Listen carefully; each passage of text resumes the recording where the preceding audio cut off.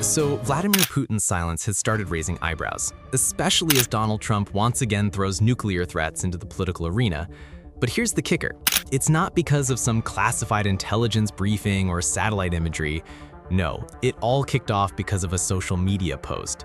Dmitry Medvedev, the former Russian president and now full-time Twitter provocateur, made yet another inflammatory comment, this time hinting at catastrophic consequences if the US keeps issuing ultimatums. That was all Trump needed to hear.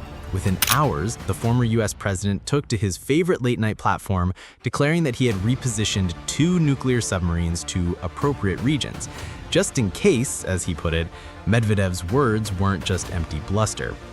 Now, on the surface, this might seem like classic Trump showmanship. We've seen it before: throw the world off balance, rattle cages, then walk into negotiations claiming leverage. He did it with Kim Jong-un. He tried it with NATO.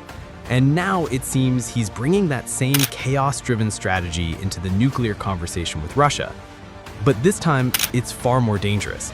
Because while Trump enjoys the optics of being the unpredictable strongman, when you start mixing nuclear posturing with online trolling, the lines between theater and policy start to blur. And in global diplomacy, blurred lines are where mistakes happen. Trump's nuclear agenda, if you peel back the bravado, is a combination of pressure tactics and personal ego. After failing to broker a ceasefire within his self-imposed 24-hour deadline, he's now doubling down, visibly frustrated not just with Zelensky and Ukraine, but increasingly with Putin himself. It's a cycle of ultimatums. First, it was a 50-day demand for action. Then it shrank to a 10 to 12-day deadline, coupled with threats of sweeping sanctions on any country purchasing Russian oil, which of course directly challenges China and India as well. But here's where it shifts from mere posturing to real-world implications. When Trump casually mentions moving nuclear subs, even if no formal military orders were given, it sends shockwaves through diplomatic channels. Because predictability, or lack thereof, is what keeps deterrence stable. The fact that no one knows if Trump's claims are policy or personal venting makes it inherently destabilizing. His strategy seems simple: create enough noise, throw the opponent off balance, then swoop in for a deal. But unlike tariff threats or trade deals, nuclear weapons don't play by the same rulebook. The margin for error is razor thin. And right now, that margin is being tested, not in private negotiation rooms, but in public through tweets and press conferences. While Trump is busy amplifying threats in public, Putin has chosen a very different tactic: silence. Not a word from the Kremlin. No official statement from Russia's Ministry of Defense. The foreign ministry? Quiet. In fact, the entire Russian establishment has brushed off Trump's nuclear theatrics as little more than political noise. Russian state media barely covered it. Military analysts inside Moscow labeled it a temper tantrum. A retired Russian lieutenant general dismissed the whole submarine move as blather, implying that Trump probably never issued a real military command. But here's the thing, that's not the point. Whether Trump gave an actual order or not is irrelevant. In geopolitics, perception is reality, and silence, when deployed deliberately, becomes a strategy in itself. Putin's calculated silence isn't about ignoring Trump, it's about controlling the narrative. The less Moscow reacts, the more it denies Trump the validation he seeks. Putin knows that every time the Kremlin formally responds, it risks amplifying Trump's agenda, turning empty threats into legitimate diplomatic crises. By staying quiet, Putin is effectively blunting Trump's attempt to escalate. Instead of meeting fire with fire, he's absorbing the noise, allowing Western allies to question whether Trump's moves are even serious. It's a classic Kremlin playbook move: stall, deflect, and quietly maneuver behind the scenes while the opponent exhausts themselves in public. But silence doesn't mean inaction. While official channels stayed quiet, Putin made a calculated appearance beside his Belarusian counterpart, Alexander Lukashenko, at a monastery. No direct references to submarines, no aggressive rhetoric. Just a calm, cold statement. Russia still hopes for peace talks, but the momentum of the war is now in our favor. He even added a veiled warning cloaked as a proverb: disappointments come from inflated expectations. In translation, that's Putin's way of telling the West, don't expect us to bend. And while uttering these diplomatic niceties, Russian missiles continued slamming into Ukrainian cities. Drone attacks intensified. the battlefield told a different story. This is Putin's dual strategy, publicly promoting peace talks while escalating the war effort on the ground. It's a tactic designed to buy time, keep Western leaders in negotiation mode, and prevent unified immediate retaliation. The longer he stalls, the more gains he can consolidate on the front lines. And Trump's loud ultimatums, they play right into this strategy. By framing the conflict as a personal clash of egos, Trump risks alienating NATO allies who prefer stability over unpredictability. Putin understands this dynamic. He's betting that the West's internal divisions and fatigue will give him the edge. His silence isn't weakness, it's a shield, a way to minimize provocation while maintaining the offensive. And as Trump continues to rattle sabers, Putin watches, calculates, and lets the world wonder who's really in control of the narrative. But here's where things start to turn from strategic maneuvering into something far more dangerous. A slow, almost unnoticed erosion of the very norms that have kept nuclear weapons out of everyday political theater. What began as a few inflammatory tweets from Medvedev has now morphed into actual shifts in military posture, or at least the perception of them.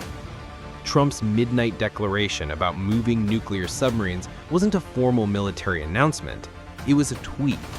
But that didn't matter. The message was received, amplified, and suddenly, nuclear brinksmanship was back on the table. Not behind closed doors in diplomatic channels, but out in the open for the entire world to see. This normalization of nuclear rhetoric is what makes the current situation uniquely perilous. During the Cold War, even at the height of tension, there were unspoken rules, lines you didn't cross. Nuclear weapons were kept out of casual conversation. Deployments were strategic, deliberate, and wrapped in layers of diplomacy. Now, we have world leaders and their proxies trading veiled nuclear threats over social media platforms. Memes, emojis, and Telegram posts are now intertwined with the most destructive weapons known to mankind. The more these nuclear gestures are tossed around as political bluffs, the more the global community becomes desensitized to them. The taboo weakens. What should trigger global alarm becomes just another headline. And this is exactly where miscalculations thrive. When posturing and reality become indistinguishable, when every aggressive statement is seen as either a bluff or a legitimate threat, the margin for error collapses. Diplomats start second-guessing. Military commanders are forced to interpret vague signals. And amidst that fog of uncertainty, accidents happen. The risk isn't that someone pushes the nuclear button tomorrow. The real danger is the creeping shift in how these weapons are perceived, as tools for leverage in ego-driven disputes rather than the last resort deterrents they were designed to be. Once you start deploying submarines to win a Twitter argument, once the fear of escalation fades into the background noise of political theater, the entire global security framework begins to fray. And that's where we are right now. Not in a Cuban Missile Crisis standoff, but something darker and less obvious. A gradual breakdown of restraint where unpredictability becomes a strategy and misinterpretations become inevitable. The world isn't bracing for a sudden flashpoint. Instead, it's sleepwalking through a series of small escalations, each eroding the safeguards that have prevented catastrophe for decades. So where does all of this leave us? We're not at a Cuban Missile Crisis moment, at least not yet.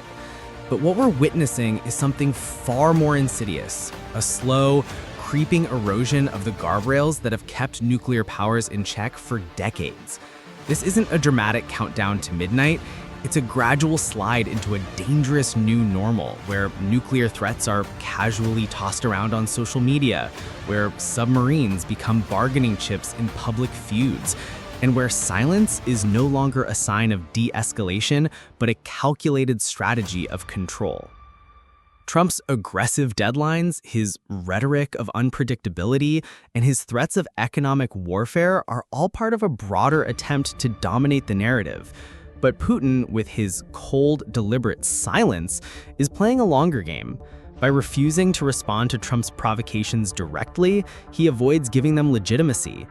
Instead, he focuses on reshaping the battlefield, not just in Ukraine, but in the broader global order, testing Western unity, exploiting diplomatic cracks, and reinforcing his image as the immovable strongman.